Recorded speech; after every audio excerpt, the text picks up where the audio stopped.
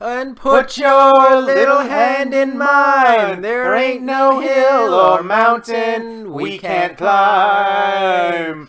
Babe, I got you, babe. I got you, babe.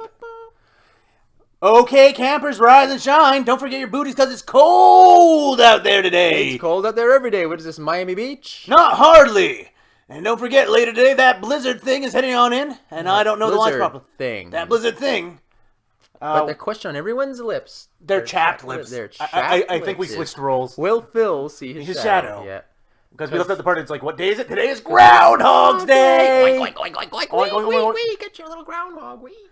Oh, I just caught that. I just got it that they're making pig sounds because it's a groundhog. You never got that before? The first time I caught it. Wow. I've been catching it for weeks. I thought you were My noticing mind is it. blown. Just kind of like our mic is. I don't know why it's so loud. So Randy, today we're gonna go over. Randy cannot remember the dialogue. I can remember most of the, not most of the dialogue, but a lot of the dialogue in this movie. I have come to the realization that my brain is blocking out large portions of like the plot. I remember the dialogue that's happening, everything, but I can't remember the specific word for word of it. My brain just will not allow it. I forgot to mention you're listening to Groundcast Day. Today is February 9th, 2019. Trump is still in office. Trump is still in office, and we're this is our 10th listen. Our 10th listen, and our 10th watch. Sorry, our 10th watch. Yeah, this is your 10th listener. Yeah, your 10th and listen, we are exactly 3 days ahead of the 26th anniversary of Groundhog's Day's release. Yep, it's gonna be. It came out on the 12th of February, 1993. And because we like to pad for time, today we had a slightly different viewing experience in that we jumped from my crappy old DVD to that is now the property of Bobby's to Bobby, pristine HD 1080p Groundhog Day on Blu-ray. Is it on HD DVD, Randy? Oh no, it's not. It probably is on. It's fucking probably on HD DVD. Doesn't that not exist anymore? No, it's not anymore. Dear Lord. Is it on fucking Laserdisc, Randy? Probably. Oh yeah, that Laserdisc. Oh yeah. Costs $8,000. Cost $1,000, and look at the size of that. That's the size of a record. It's the size of a record, and it's double-sided. We're sorry if you don't get that joke. We've just been laughing at something. There's a stupid Adrian Lewis meat feast bit on YouTube that we were watching and brought up again because it was so funny. 3 weeks, it festered into my brain. It's a fat man eating food at a restaurant, and for some reason. And Randy is a fat man who eats a lot of food. Then we started doing dialogue from this movie in that voice, and you bastard. It was quite humorous. But anyway, what were we just talking about? Oh yeah, it's on Blu-ray. Which I cannot tell the difference between Blu-ray and DVD. No, there's a bunch of little things today where we were like, wait, I never noticed that before, and we never noticed it before because it wasn't as clear. And that's not true, Randy. The only thing you said like different is that Phil has more wrinkles. Yeah, you can clearly see the details of their faces, but there's a lot of things that you kept going. Rita's face still so pristine. Yep. At 35 years old, Andy McDowell had nice clear skin. Yep, as you can tell, he's in love with her, and it's the only thing he's watching the movie for at this point. I just love her face a lot because she's such a good facial actress. We have to do this because we haven't touched upon it in the last couple of weeks. What do you think of the movie Groundhog Day? Where do you stand on it after 10 watches? I am at blah, blah, blah, blah, blah. Who gives a shit? It's that bad now? I said it fluctuates with my mood, which fluctuates with the weather and how I'm feeling. And today, it is February. It is very cold out. I had to start my car, drive all the way 15 minutes to your house in the cold, and I was not happy. It's actually longer than 15 minutes to get to my house from where you live some days. But we're hopefully in the future for the duration of the remaining duration of winter. By like late March, it should warm up. We're hoping to be just recording this over I'll be less depressed. Discord or Skype or something. I'll be less depressed when it's not so cold out. But I guess we should go back to Randy's crazy theory about multiple universes. And that came up again today. It always will come up because we're going to have to find something to latch onto. So today So just a quick thing. Bobby's starting to hate this movie. I'm like, I still like it. I still like this movie. You think that? Yeah, you. I think I like this movie still, and I don't forget. He thinks that. Oh, yeah, I do. I still enjoy this movie. It's still You're still enjoying every single thing about. What do you like about it? I love to live every moment. of this movie and loved every day. What parts were entertaining to you today? Today, as per usual, the punch in the face to Ned Ryerson on the third or fourth day always tickles my funny bone. Ralph and Gus and the car and the flapjacks always tickles my fancy. You still know what happens to them in the movie? Something about a bowling alley, and we also watched some delete. Or I watched. Are you saying that was canon on the last day? I know. I think it wasn't not that one specifically, but I think it happened like within the last couple of things. I'm talking about on their last day. We still on the last day, they die in a car crash, or they get paralyzed in the car crash because of DUI. No, I don't think we'll ever find out because I don't think they went to the Groundhog Day party. Sequel, the Gus and Ralph show. No, sorry. The sequel is the Phil Jr. in the multiple VR game, in the multiple realities that Randy has been creating over the last couple of weeks. So to go further into my theory, because me and Bobby were having a discussion about this because he wasn't understanding what I was meaning about it. No, I wasn't. So what I was trying to explain to him is that at one point I had said that each reality after Phil dies continues on rolling and just continues on through, which is proof that there's an alternate reality. Threads of fate, if you will. So today he wasn't able to wrap his head around what happens then when it hits 6 a.m. I was able to wrap my head around it. I just thought each Phil continued to live his life after that. And that's where I'm saying it's wrong because every Rita from every universe does not remember what happened the previous iteration of this universe. Yeah, nobody else does. But Phil does. Yep. So what I'm saying is that Phil is coming over full consciousness between realities, leaving nothing for the previous Phil. In the body of the previous Phil. In the body of the previous Phil. I'm saying that at 6 a.m. of the following day, Phil Connors, from whatever that reality is at the time, is now in a vegetative state because all that he was has been sent back to another reality backwards in time and to relive it over again to learn his lesson. In another reality. And just to keep on going over and over and over again. So what this implies to me, because I was like, then when I thought about it more, it did make sense because you can't just keep reliving the day over and over like that. It doesn't make sense with the laws of physics. But so what's happening here is Phil is parasitically sucking the consciousness out of each of his alternate selves in order to do this, in order to gain more consciousness, right? Because otherwise, like, your brain can't just keep relearning on the same day over and over. It doesn't make any sense physically. But if you're sucking the knowledge of your alternate self out and putting it into your current brain and leaving and sacrificing that guy and leaving your alternate self as a brain dead zombie, a comatose victim, a vegetable, if you will, then you can do it because in the multiverse theory, they are all still existing, but all you're doing is parasitically sucking out other people's consciousnesses. And in the long run, making one super Phil. It's tragic in that Phil is doing this unknowingly. He's not aware that he's doing this, that he's leaving him behind. But as universes. But as us, as the observer of us watching this film, as observing what's going on, realize that this is the case because of the fact that we see them checking out his body after he's dead. In the days when he dies, commits suicide, Yes, to prove that he's dead.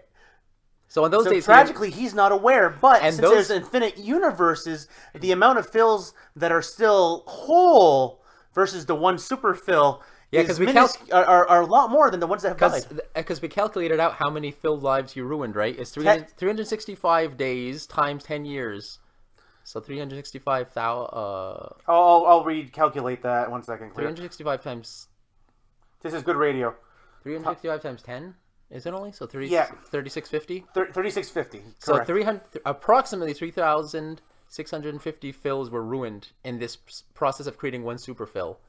So when you ask yourself in your Nazi experiment, how many lives do I have to ruin to improve the life of one person? Alternatively, that's one interpretation of it. Alternatively, he may have lived 10,000 years. Yeah.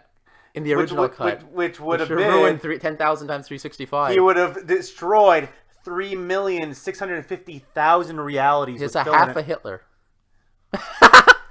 Godwin's Law. Apparently every podcast has to go back to Hitler. But he was only killing himself, so does it really matter? I don't know. In the long run, it's like the Phils in those realities that don't live still as important. And the ones Phil that did live. ones he committed suicide with are the lucky ones because they're dead. Whereas the comatose. The other ones are dead too.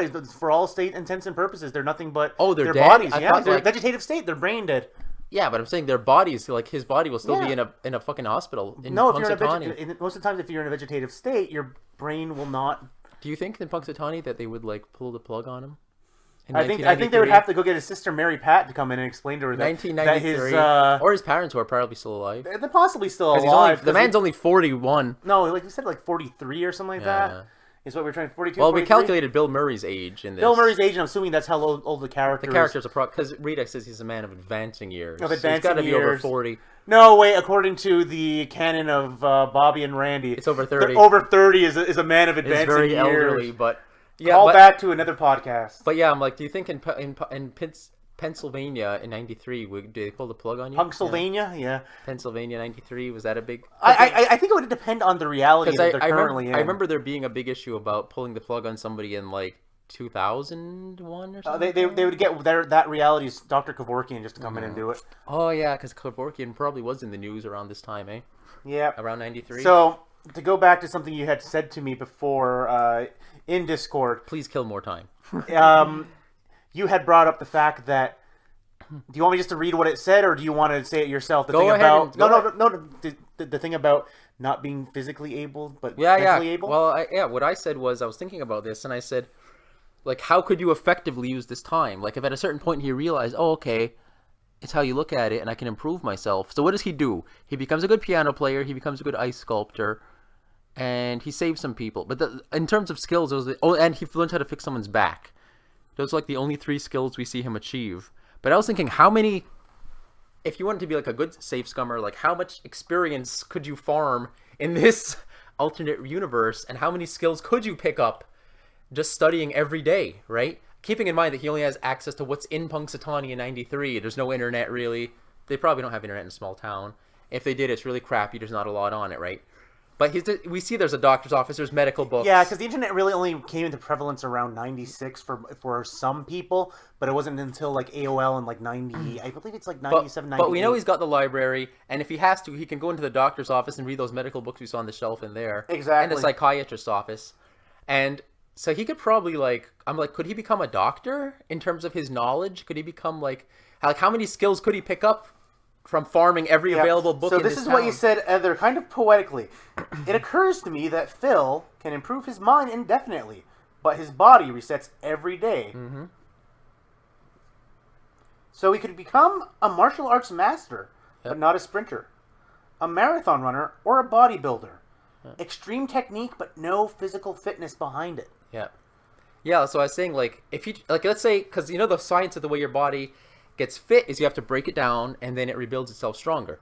So if you're exercising, whether you're doing cardio or whether you're doing muscular fitness, your muscles would have to break down, and then you have to eat and sleep and they'd regenerate to be stronger. But he can't do that because every day his body resets to the exact same state it was on the 1st February for a second. Yeah. So now my issue... But the only thing he can... What we've seen that he can gain skills. Okay. Wait. So what I was talking about there was, if there was like a martial arts academy, he could do the same thing he did at the piano school, go in every day and like get trained in karate, and then by like the end he would literally be a black belt, but he'd be extremely unfit.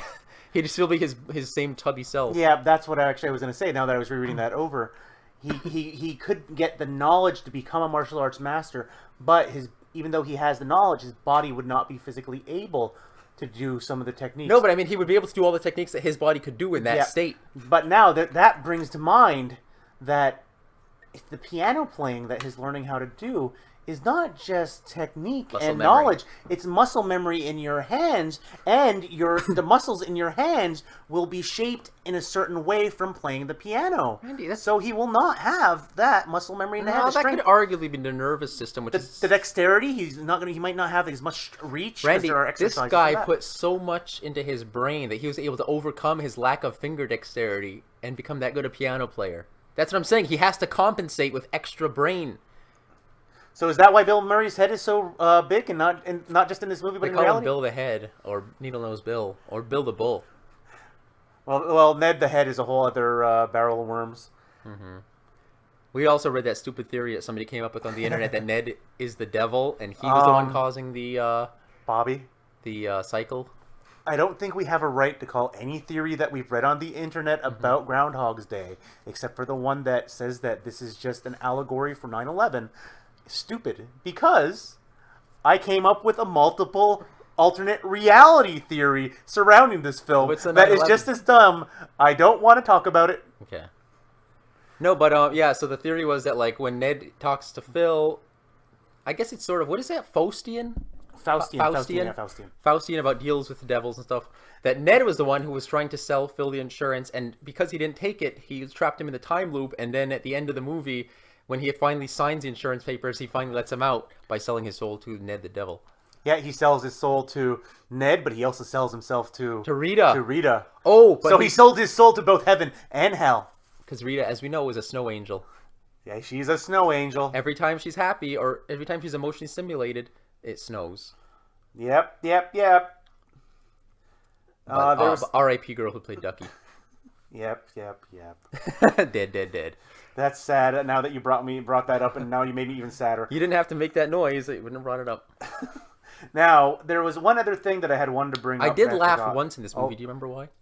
No, because I don't know if it was me doing a bit or a voice, or if you were just laughing. Maybe I was probably laughing at things that weren't happening in the movie because I was trying desperately to think of anything to entertain myself. But I know I laughed while this movie was playing, and I can't remember why. This movie was a lot faster this week than it had been in weeks prior. Could have been all the coffee I had prior Again, to we this. count out the time when it gets to the scene where Phil and Rita are dancing in the gazebo. That's the halfway point. That is the halfway point. I'm just going to quickly review some of the things you've sent me. You were going to say something, and I cut you off. I'm sorry. No, I had gotten around to it. I was talking about the whole crazy theories and the finger dexterity. But it's like, yeah, I'll agree that he's overcoming with it. He can overcome it with more, because it's got to be extra compensation with the brain. He has to overcome that. He compensated. Yeah, he's like, my body's not reacting, so I have to add extra timing in mentally. So that thing we keep coming back to. That blizzard thing.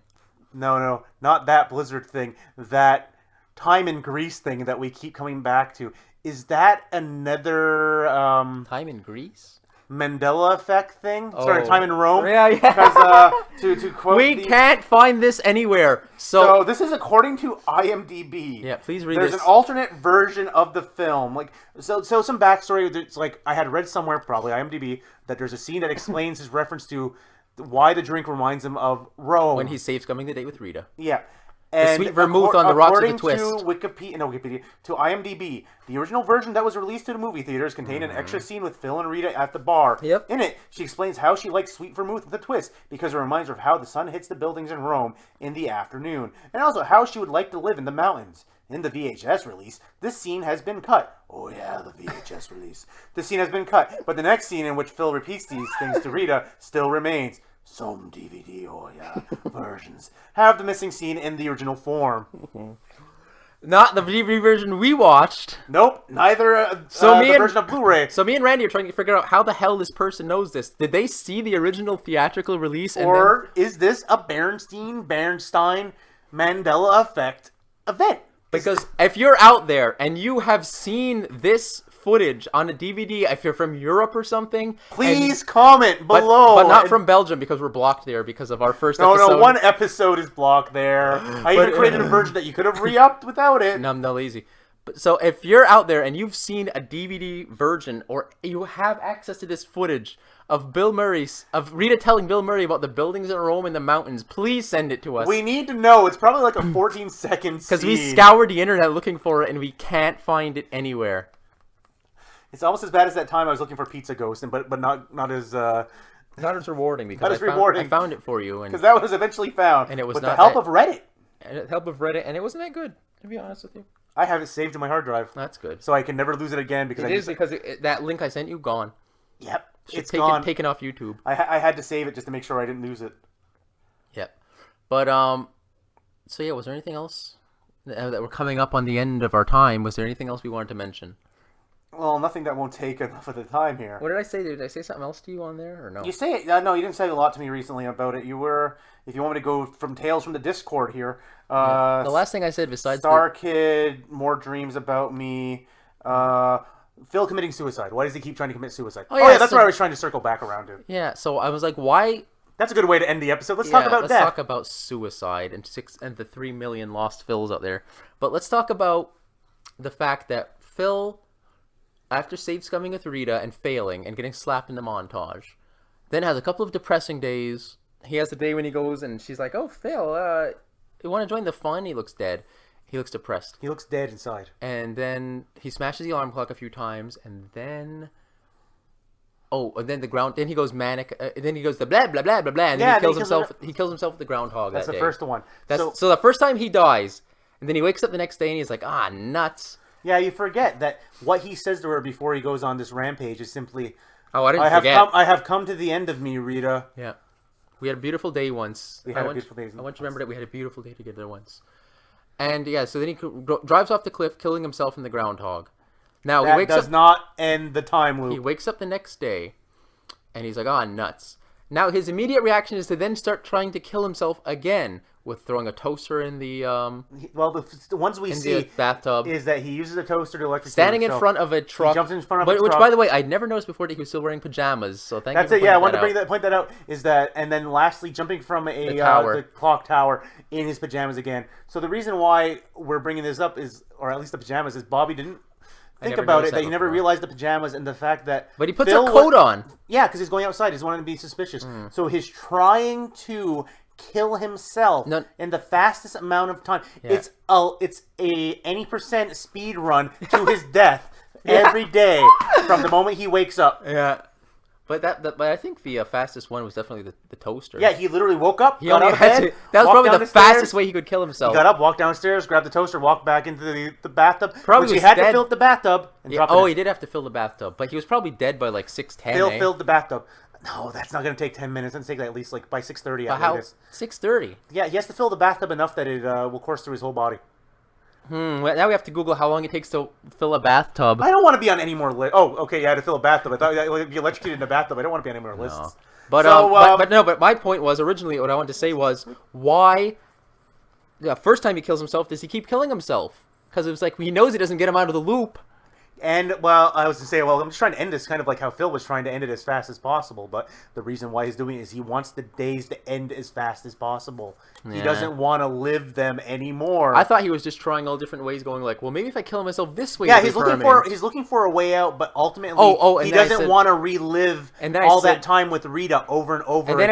And then I said, is he basically rage quitting the game, like, fuck this fucking game, and he's like throwing his proverbial controller at the screen, quitting the game by when you're playing a game and you fuck up your perfect score and you just start killing your character over and over to start over.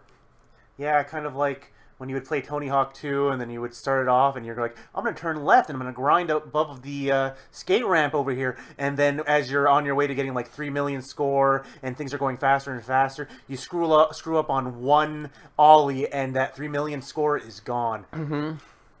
Bobby's giving me this like, what the hell are you talking about? At this time, Rita is that fucking rail. And with that, we are done because we're at 23 minutes. Yay! So, see you again next week. This was another exciting adventure of the Groundcast Day cast. Talking about Groundhog Day for the 10th time. See you.